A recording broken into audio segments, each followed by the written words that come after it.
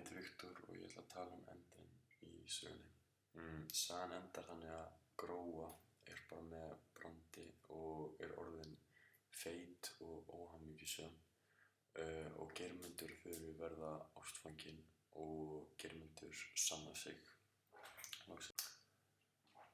En einn dag býður mamma Geirmunds hann að hitta sig og segir Geirmund að hún hafi haldið við Jóstein prest og Þuríður og Geirmundur séu hálfsystkini. Þuríður verður mjög sorgmædd því að hún elskar Geirmund og vill giftast honum en hún getur það ekki. Hún hættir að borða og verður mjög þunglynd við fréttirnar og liggur bara upp í rúmi. Og svo Geirmundur fer í burtu og verður bara fellibytta og sagan ber enda að Þuríður skrifar Geirmund bréf og vill að hann hætti að drekka en hún getur ekki logið á honum að hún sé ókei.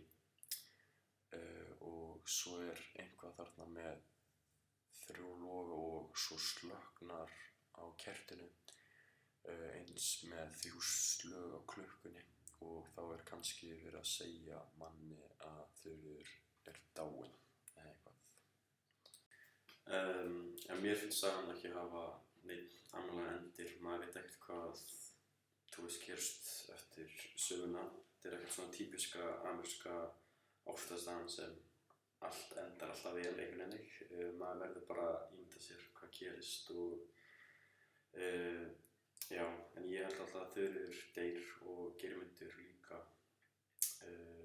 Ef hann hættir ekki að drekka þá hlýtur eitthvað slæmt að gerast. Já. Ég myndi segja að Geirmundur væri eftirminnilegastur. Hann náttúrulega skemmtilegur, sterkur og vinnusamur og vill vel. Mér persónulega hélst að hann væri sterkari persóna en hann breytist í. Breytist náttúrulega í fyllibyttu því hann hafði greinilega nóg að sénsa en auðvitað ömurlegt að fatta að pabbi þinn ekki pabbi þinn og mamma þín hafi haldið við prestin sem þú þekktir sem góða manneskju og var alltaf góð við þig og að besti vinur þinn og kærasta eru hálfsystkini þín. Þetta getur nú kannski ekki verið skemmtilegast að heyra. En já, ég held að hann myndi bara fá sér nýja kærustu og búið til nýtt líf í nýjum sveitabæ en hann breyttist náttúrulega bara í fyllibyttu og eyddi öllum peningum sínum í áfengi og allt þetta en já, svona þetta partur af þessu. Einkenni raunsæjustefnunnar að hlutir eins og þeir eru, það ekki verið að fegra neitt og fólk í sögunni bara venjulegt fólk. Það að verða að segja frá stéttaskiptinni, fátækt og stöðu kvenna og líka hvað það verið falið þegar börn og sérstaklega presturinn átti barn utan hjónabands.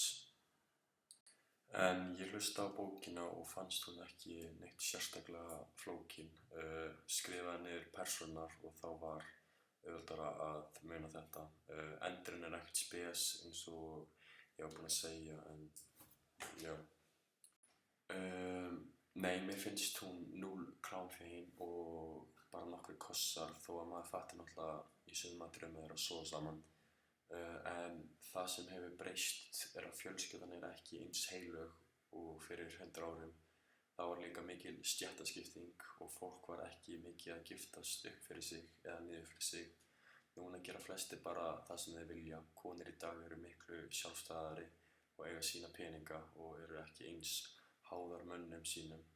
Þær vinna líka úti og krakkarnir í leikskóla eða skóla. Þær eru ekki margar heimavinnandi.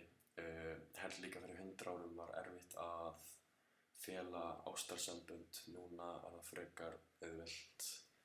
En já, mér fannst bara þessi áfangi mjög skemmtilegur, ég lærði margt og mikið og ég stóð líka bara frábær kennari og já, ég segi bara takk hérlega fyrir mig og takk fyrir önnina, það var geggjað.